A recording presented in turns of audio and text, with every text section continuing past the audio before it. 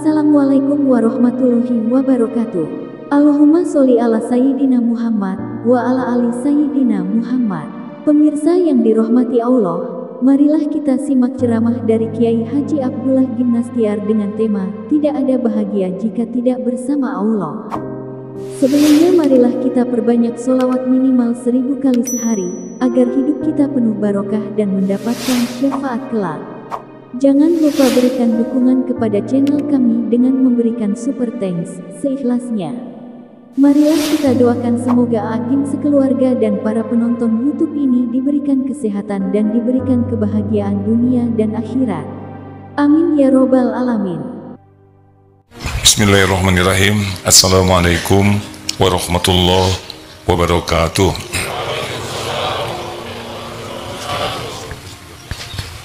Alhamdulillahi Rabbil Alamin. Segala puji bagi Allah yang maha menyaksikan. Tidak ada satupun yang tersembunyi bagi Allah. Maha dekat. Kita tidak memerlukan perantara. Kita tidak memerlukan perantara untuk bisa meminta kepada Allah. Allah mengetahui segala-galanya. Tidak ada yang tersembunyi. Apa yang ada dalam pikiran, apa yang tersirat di hati, Allah mengetahui semua kebutuhan kita, keperluan kita, yang bahkan kita sendiri tidak tahu keperluan kita yang sesungguhnya. Allah maha tahu apa yang terbaik bagi kita, jumlahnya, waktunya, bentuknya. Tidak ada yang lebih tahu selain Allah. Allah lah yang maha baik, yang walaupun kita kurang baik, tetap saja diurus. Walaupun kita kurang syukur, tetap diberi. Walaupun kita kurang ajar, tetap diajari. Dialah Allah yang mengatur pertemuan ini terjadi. Ini pertemuan bukan kebetulan. Ini pertemuan hanya bisa terjadi dengan izin Allah. Semoga Allah ridho. Selain menakdirkan bertemu, juga Allah meridhoi sehingga jadi kebaikan dunia akhirat kita. Amin ya rabbal alamin. Ya, kita kaji kitab Al-Hikam nomor 113. Silakan. Bismillahirrahmanirrahim. Kitab Al-Hikam nomor 113. Ar-'arifu la yazulu tiraruhu wa la yakunu ma'a gharillahi qararuhu. Seorang arif tidak kunjung hilang rasa hajat kebutuhannya dan tidak pernah merasa tenang atau bersandar pada sesuatu selain Allah Ta'ala. Orang yang mengenal Allah tidak pernah berhenti keperluannya kepada Allah, dan hatinya tidak pernah merasa nyaman bersandar kepada selain Allah. Tidak. Makin kenal ke Allah, makin yakin bahwa segala-galanya ada dalam kekuasaan Allah sepenuhnya. Tidak ada nikmat yang bisa datang tanpa izin Allah. Tidak ada musibah yang bisa menimpa tanpa izin Allah. Allah pemilik langit bumi berikut segala-gala yang ada, dan hanya Allah lah yang kuasa memberikan untuk kita apa yang kita inginkan dan apa yang terbaik bagi kita.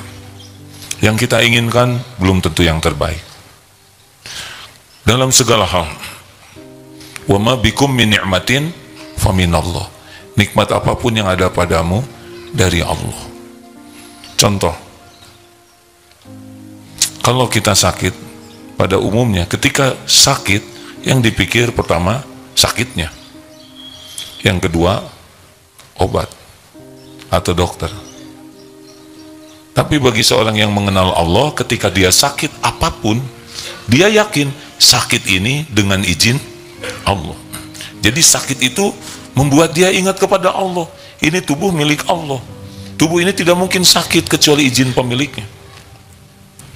Jadi yang pertama dilakukan sesudah yakin ini dengan izin Allah, dia pasti akan meminta kepada Allah. Ya Allah, sembuhkanlah.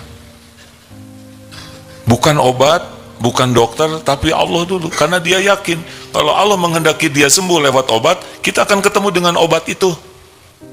Kalau kita akan disembuhkan Allah, syariatnya, sebabnya lewat dokter, kita jumpa nanti dengan dokter itu.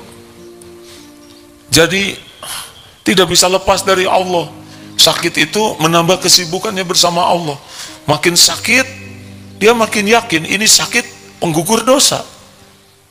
Dosa sedang digugurkan dengan sakitnya ini.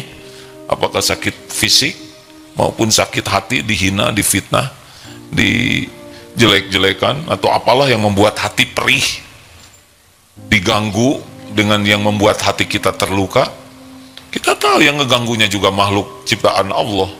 Tidak mungkin dia ganggu kita tanpa izin Allah. Masa Allah mengizinkan orang jelek ke kita? Ya nggak apa-apa, terserah Allah.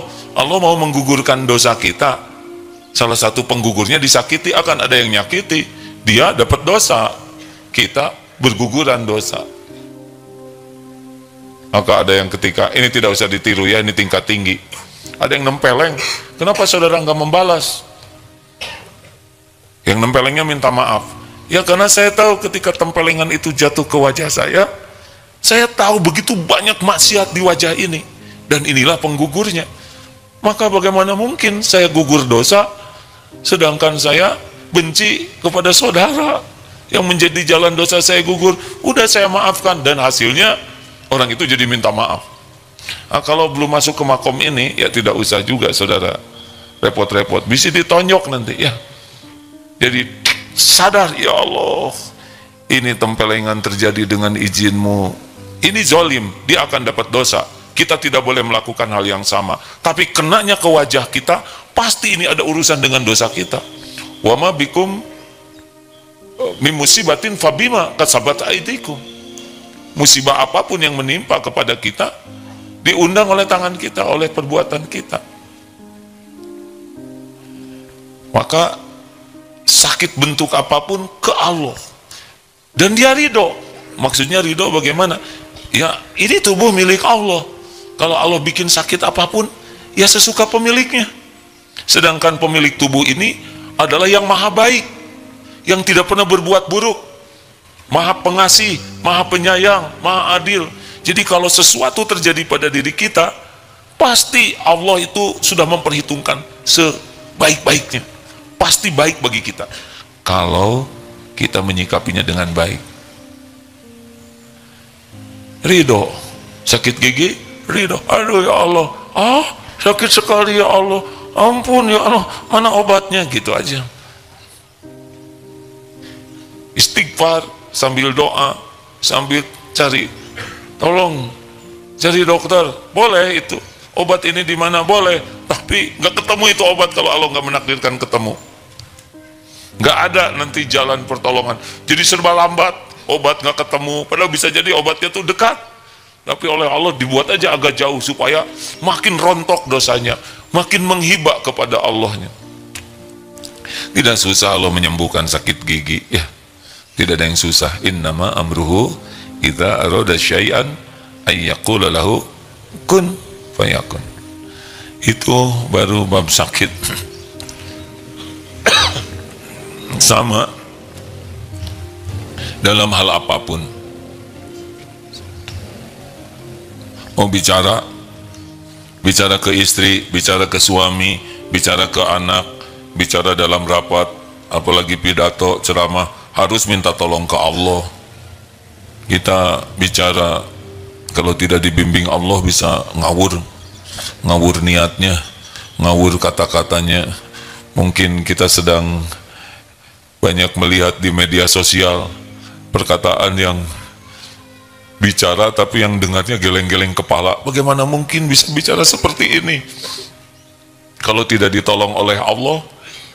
Apalagi sekarang sudah ada jejak digital. Berat ini, sepatah dua patah kata bisa celaka kita. Satu-satunya cara adalah minta tolong kepada Allah. Kita bicara tidak penting dikagumi orang, membuat orang terkesan kepada kita, membuat orang memuji ceramah perkataan kita. Apa perlunya? Keperluan kita bicara, perkataan kita diterima oleh Allah jadi perkataan yang baik. Berulang disampaikan, ini ceramah ini sebetulnya bukan urusan saya dengan jamaah, karena saya tidak bisa membulak-balik hati siapapun. Saya tidak bisa mengubah siapapun. Bicara ini, hakikatnya adalah urusan saya dengan yang maha mendengar. Apakah saya bicara niatnya ikhlas, atau ingin dikagumi, atau ingin dianggap sudah ilmunya tinggi, marifatnya tinggi, pengetahuannya luas, hafalannya, oh ini bisa banyak ini. Bicara begini bisa niatnya pamer diri. Ingin nampak lebih dari kenyataan, ingin diakui, ini bisa bicara begini. Jadinya dosa. Maka Rabbi shrah li sadri wa yassir li amri wahlul 'uqdatam min lisani yafqahu qawli. Ya Allah, jadikan perkataan ini perkataan yang Engkau terima. Sudah. Wah, bicaranya kurang keren, tidak apa-apa. Kalau Allah ridho, Allah hujamkan ke hati, mungkin sepatah dua patah kata, izin Allah saudara bisa berubah. Dan itu yang bisa melakukan hanya Allah. Makanya memberi nasihat ke istri, ke suami, kalau mau ke anak,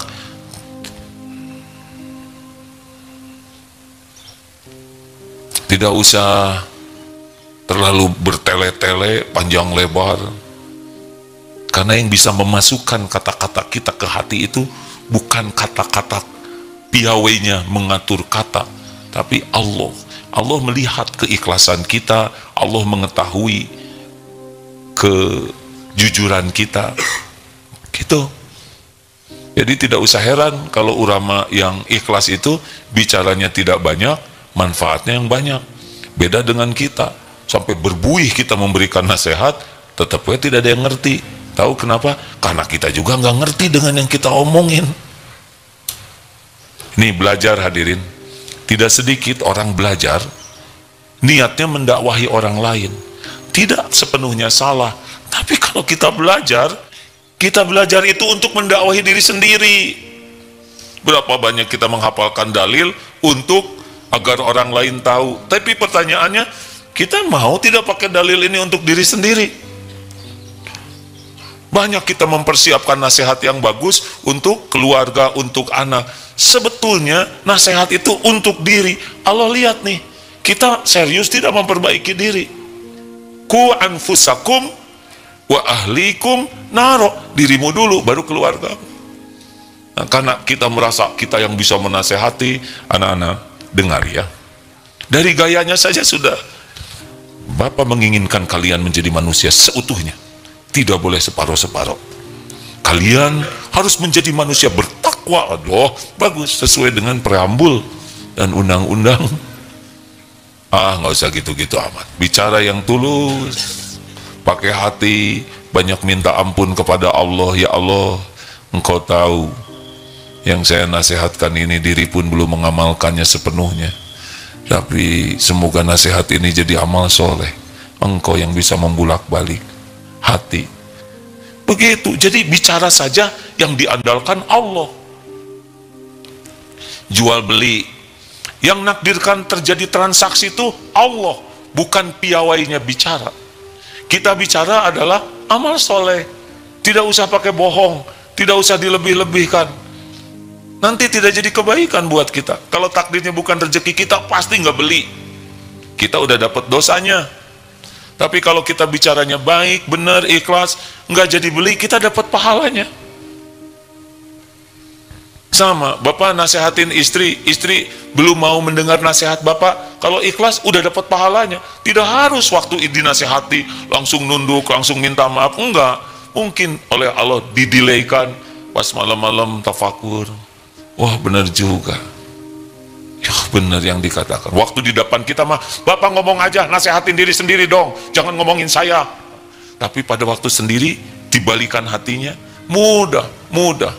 Makanya jangan mengandalkan kata-kata kita, kepiawaian kita, keahlian kita. Andalkan Allah, walaupun kita berkata, tapi kita yakin Allah yang bisa membulak-balik hati. Bagi kitanya Allah yang menolong lisan, bagi orang lain yang menyimak, Allah yang memasukkan pemahaman. Jadi tidak ada acting-actingan dalam segala hal.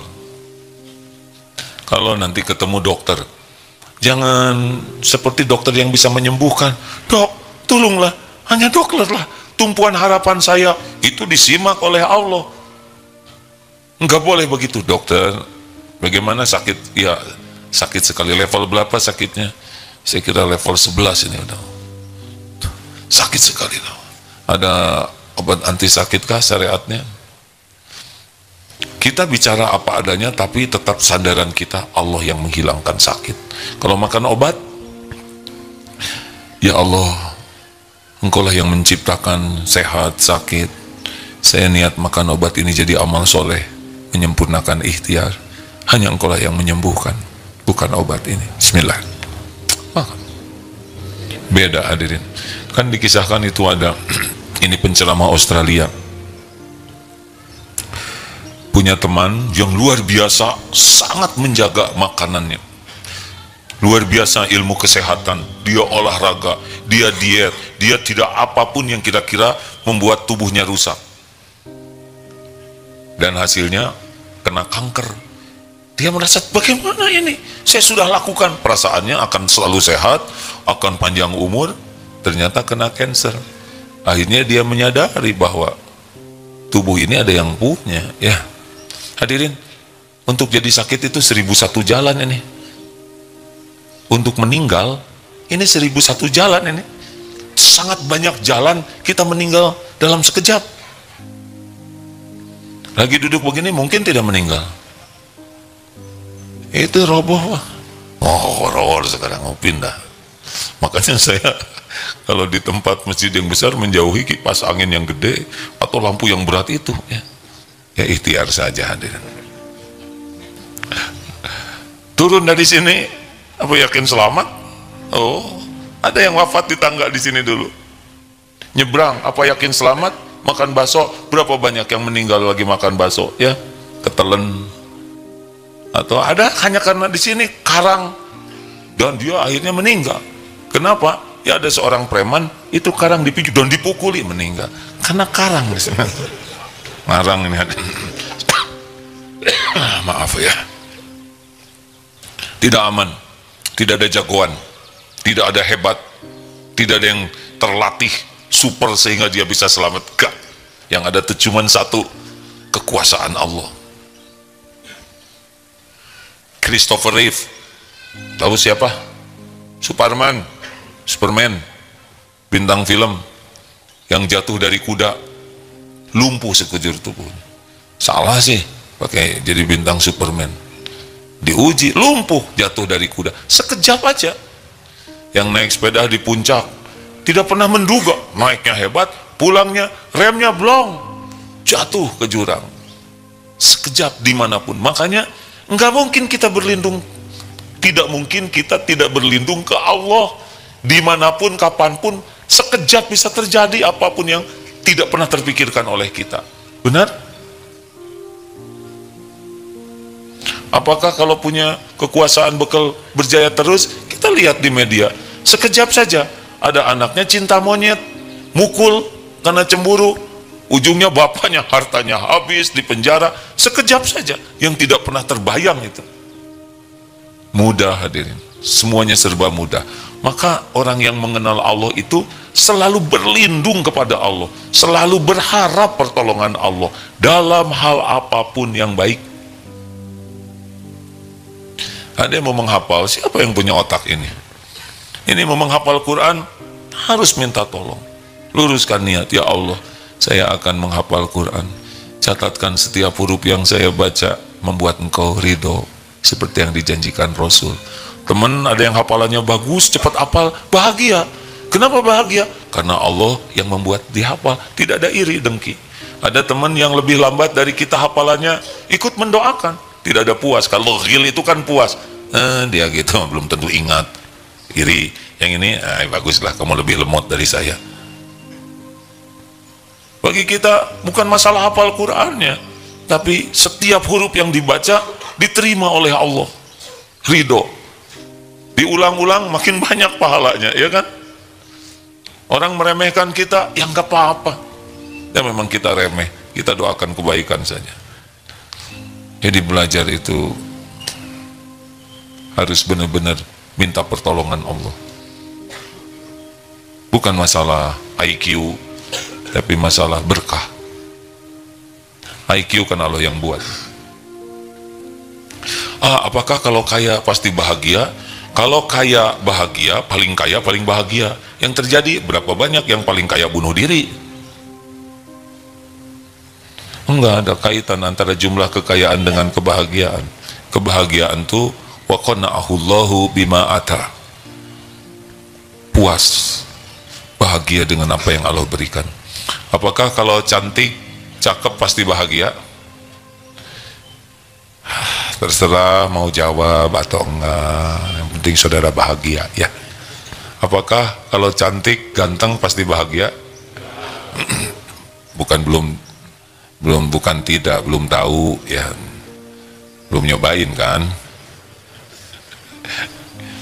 Itu baru di Cina, aktris yang terkenal, penyanyi terkenal, kok tahu takdirnya, lihat hadirin nggak sengaja ya, bunuh diri, stres.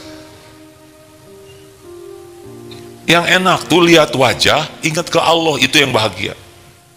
Kalau lihat wajah nggak ingat ke Allah, stres, jadi peot, ini hidung kutil, terus komplain. Penyebabnya bukan nggak punya wajah, nggak ingat Allah. Terserah Allah, kita mau diapain juga, ini miliknya, benar? Bagaimana kalau susah tidur? Siapa yang bisa nidurin? Siapa yang bisa? Kata-katanya mengandung makna berbeda itu.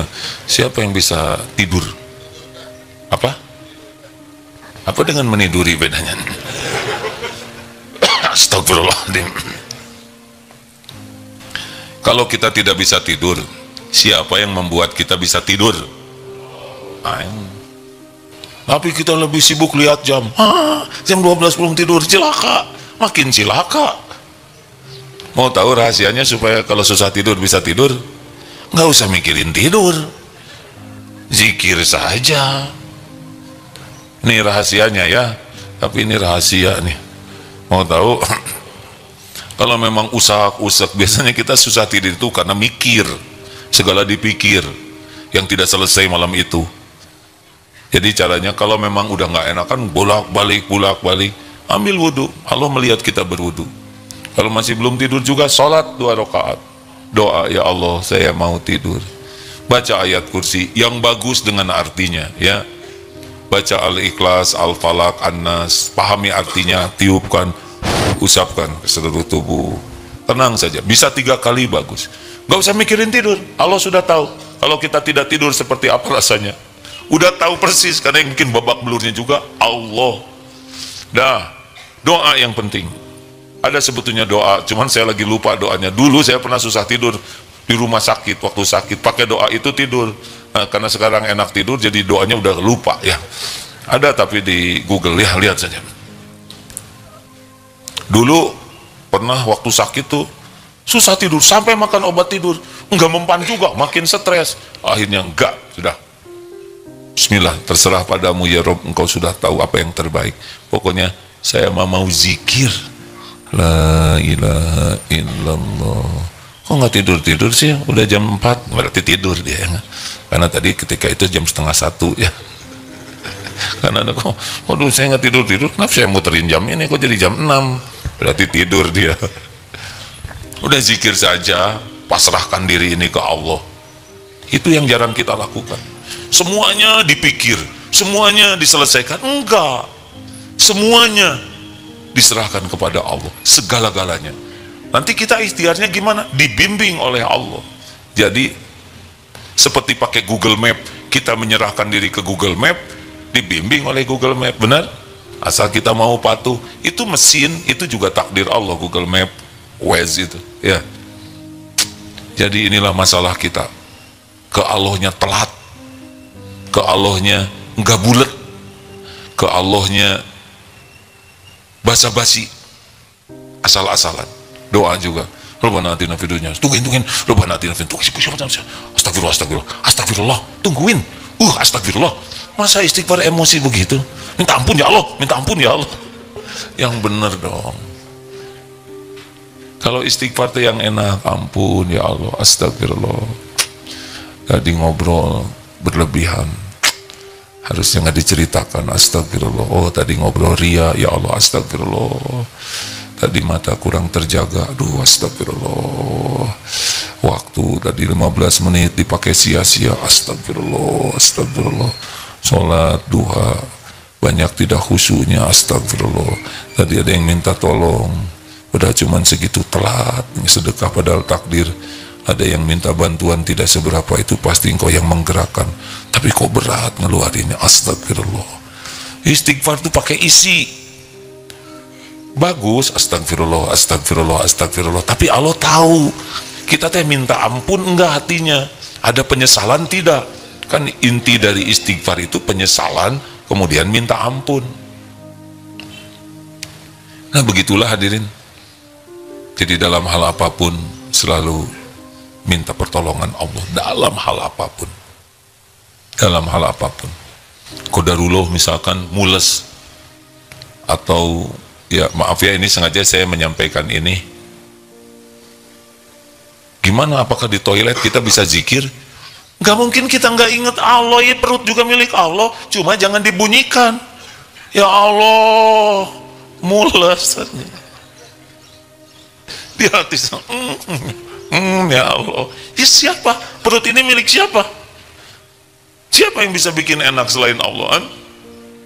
Asal bedanya jangan dijaharkan. Di sini banyak anak kecil, ini saya jadi kagok bicaranya. Tidur nak, ini urusan orang dewasa. Sebagian teman-teman kan usianya yang sama SMA sekarang sama, udah 61 dengan A. Saya mau cerita ini tapi banyak yang belum nikah. Istrinya juga sudah cukup usia, jadi kurang begitu ngeh lah lihat suami ya. Beda dengan zaman dulu. Nah, mungkin ini yang dewasa nanti mengerti lah. Kebanyakan jadi jengkel karena beda frekuensi antara keinginan suami dengan ketidakinginan. Coba doa, karena yang membulak-balik hati adalah Allah. Daripada jengkel, marah-marah, jadi penyakit baru. Doa, karena yang membulak-balik hati adalah Allah. Yang membuat ingin tidak ingin juga adalah Allah. Gimana kalau tetap tidak ingin? Nanti Allah yang bisa menghilangkan keinginan yang ingin. Aduh, ini saya berat sekali ceramahnya, hadirin. Rumit. Ada yang nggak usah, biasa aja deh ya. Ini tidak terjangkau oleh ada yang nggak usah dipikirkan.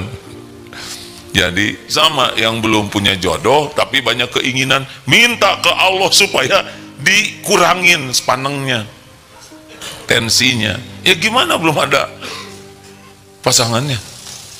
Banyaknya nggak minta ke Allah, akibatnya ya berbagai cara yang tidak jadi kebaikan, bahkan ada yang jadi dosa.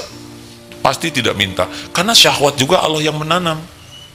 Kalau Allah mau ngambil, ya ambil saja. Dibuat jinak, ya jinak.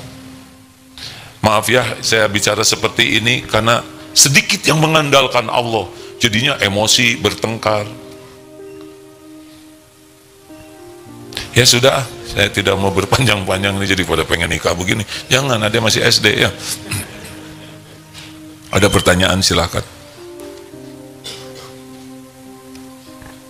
Dalilnya apa? Wa idza sa'alaka ibadi anni wa idza sa'alaka ibadi anni fa inni qarib. Jika hamba-hambaku bertanya kepadamu wahai Muhammad tentang aku, katakan aku adalah dekat. Ujibu da'wata da'i idza da'an. Aku mengabulkan permohonan doa orang-orang yang berdoa apabila berdoa kepadaku. Jadi kalau nggak doa ya nggak dikasih. Falyastajibu li falyu'minu bi la'allahum yarsyudun.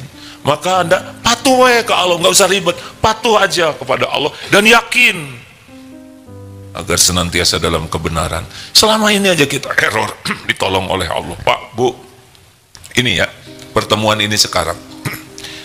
Ini tidak kebetulan, ini diatur Allah. Ada tidak yang selama mendengar ceramah ini kemudian hatinya berkata, ini jawaban yang saya perlukan? Ada nggak yang begitu? Jawab, saya nggak maksa hadirin. nggak ada juga nggak apa-apa. Ada yang begitu? Karena Allah tahu semua pertanyaan yang ada di hati masing-masing. Kegalauan, mencari tahu harus gimana, dan doa. Dan boleh jadi salah satunya solusinya atau ilmunya ya kesempatan ini tersampaikan. Makanya oh iya ya, saya jarang ke Allah dulu doa kalau mau ketemu suami. Saya takut suami saya marah karena galak. Udah doa dulu, tidak usah doa yang ya Allah jinakan, jangan begitu. Itu juga seperti ke binatang buas ya.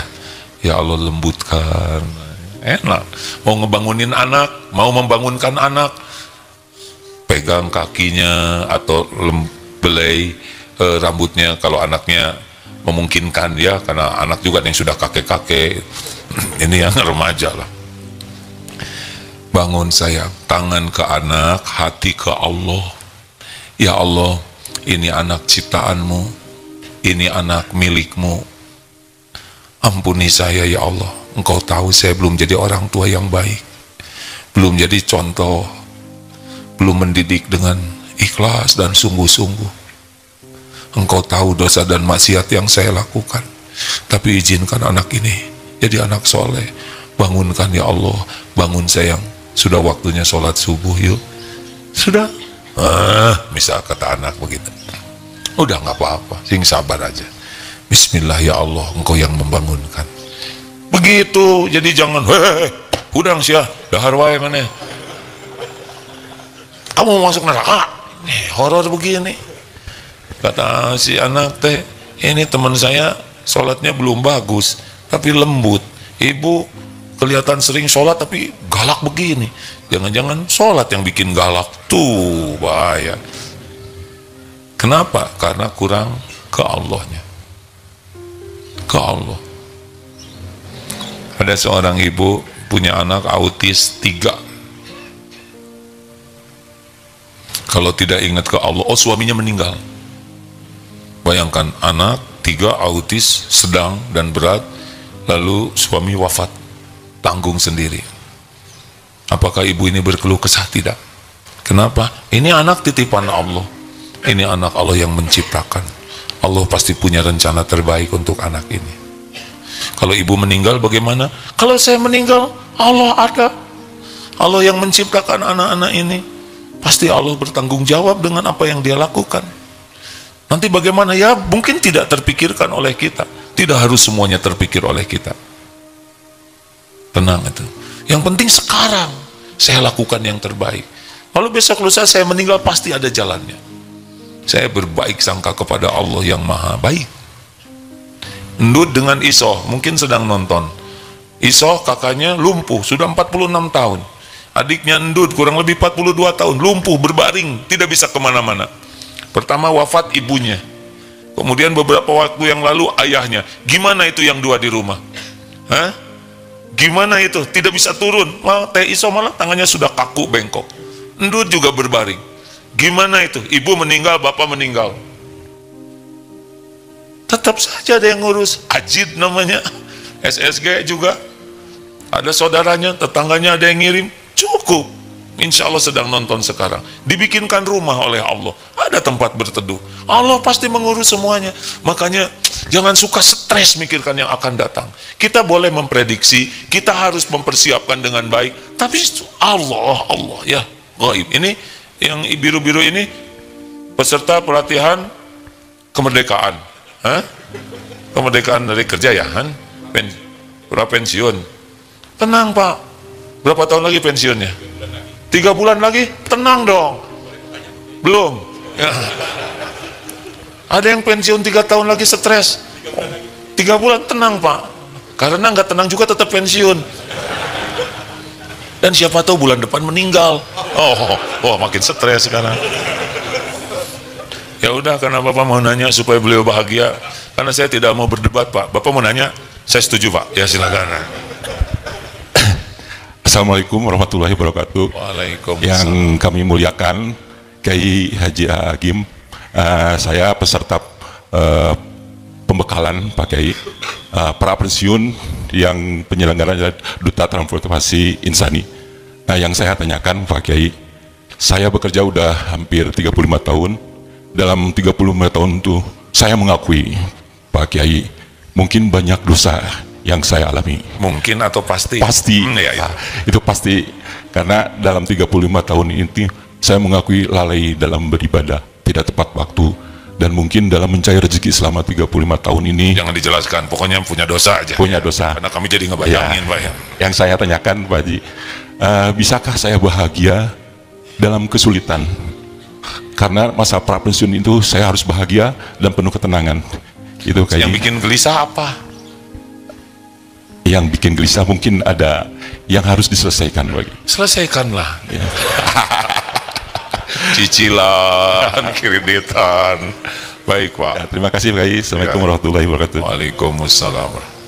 Ini cerita sedikit ya Pak. Pelatihan ini sudah dari tahun, udah puluhan tahun yang lalu Pak. Jadi dulu lihat pelatihan Purna Bakti ini tua-tua. Kan rata-rata mau pensiunan itu tua-tua dulu. Saya lihatnya begitu. Lambat laun kok kayak kakak gitu.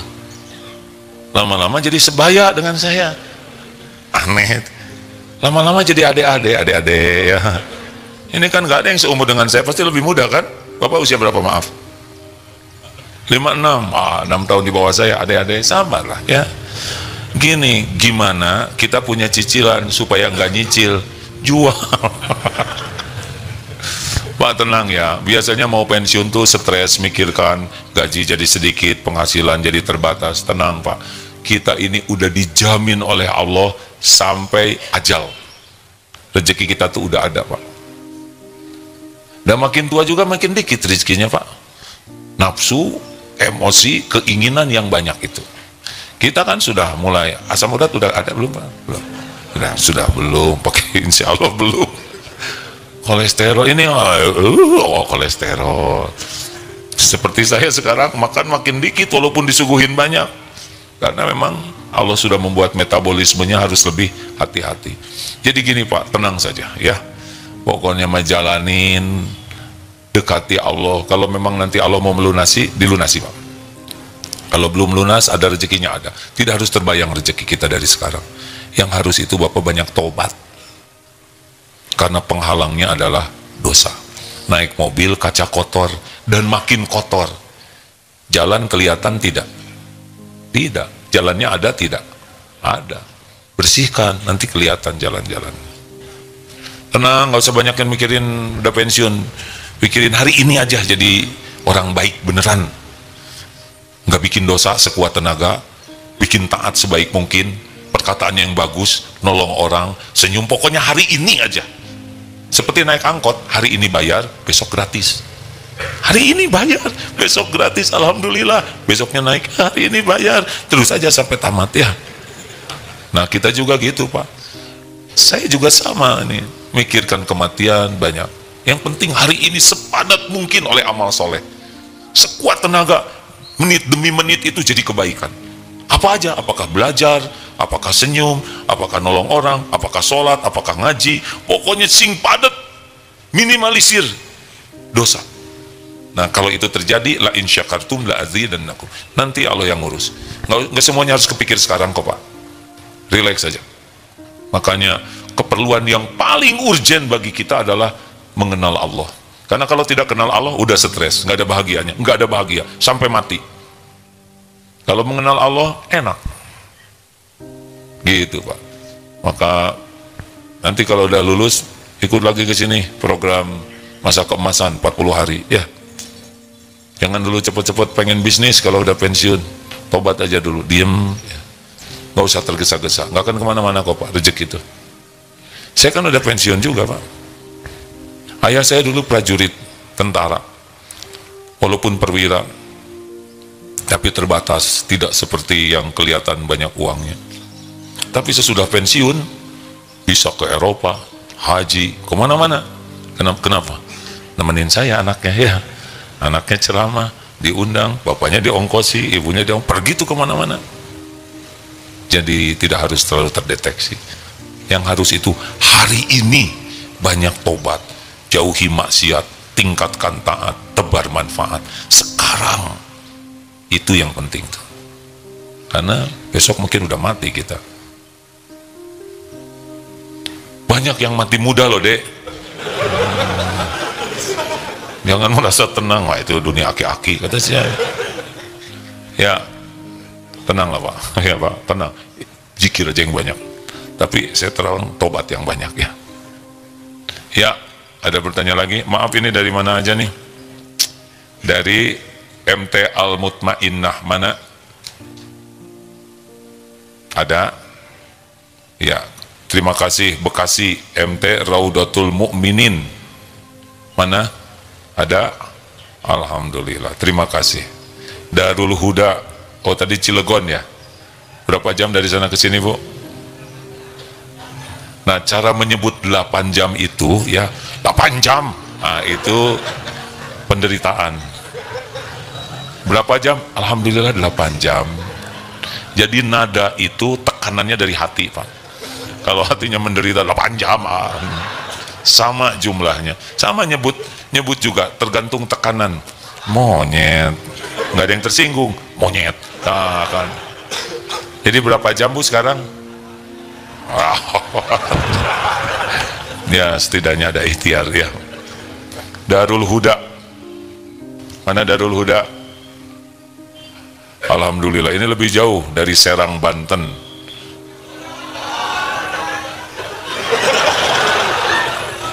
Apa? Cilegon. Darul Huda. Oh ibu lebih jauh? Oh saya setuju Bu ya, saya tidak suka bertengkar Bu. Kalau ibu bahas saya setuju ya, sederhana ya. Ingat ceramah tadi pagi. Ibu dengerin ini, kan ada bapak-bapak umur 70 tahun fresh, segar, sehat, ditanya, Pak Ustadz apa rahasianya umur 70 tahun kelihatan segar, awet muda, fresh? Rahasianya saya tuh tidak mau berargue, tidak mau berdebat kusir. Masa cuman seperti itu bisa awet muda? Gak mungkin. Saya setuju, saya setuju. Beres. Daripada ribet ya kan. Seperti barusan ini, kata ibu sebujuan Cilegon. Saya setuju. Puas Bu, selesai masalahnya. Cobalah hindari bertengkar, apalagi untuk hal-hal yang cetek, sepele, nggak ada waktu. Ada juga yang usia 80 tahun, juga seger, fresh, tenang. Kayak gimana resepnya bisa seperti ini? 2. Apa 2? 1, saya tidak mau marah, kecuali urusan penting. Yang kedua apa kayak? Yang kedua, duniawi ini nggak ada yang penting gitu. Selesai, jadi nggak marah sama sekali. Piring pecah, ya udah selesai masalahnya. Ada orang menghina, menghina cuma di dunia, di akhirat menggugur dosa, betul? Saya ketipu, emang bukan rezeki. Gara-gara jalan diperbaiki, saya rugi 2 juta. Harusnya omset warung kita ini 4 juta. Sekarang cuma dapat 2 juta. Tiap hari saya rugi 2 juta. Kata siapa rugi? Itu saudara mah belum dapat dianggap untung, ya kan? Kita kan banyak yang belum ada dianggap piuntungan. Terserah Allah, kalau Allah mau ngasih 2 juta pasti dihalangin supaya sampainya 2 juta. Kita nganggap rugi lagi, sok tahu. Mengerti Pak? Waduh, saya jual rumah ini 800 juta, dibeli oleh teman saya 800, seminggu kemudian dia jual 1 miliar, rugi 200 juta saya. Kata siapa rugi? Saudara udah untung laku. Kalau orang dapat rezeki, kenapa saudara yang rugi? Dasar error kita ini, segala dipikir. Ngerti enggak? Enggak ya, enggak apa-apa, saya setuju saudara. Saudara tidak mengerti, enggak ada masalah ya. Pokoknya tenang, saya pengen hidup bahagia. Pertanyaan terakhir ada? Tidak ada. Bagus gitu, jangan suka bikin sulit orang lain ya. Ustaz, ada yang mau ditambahkan?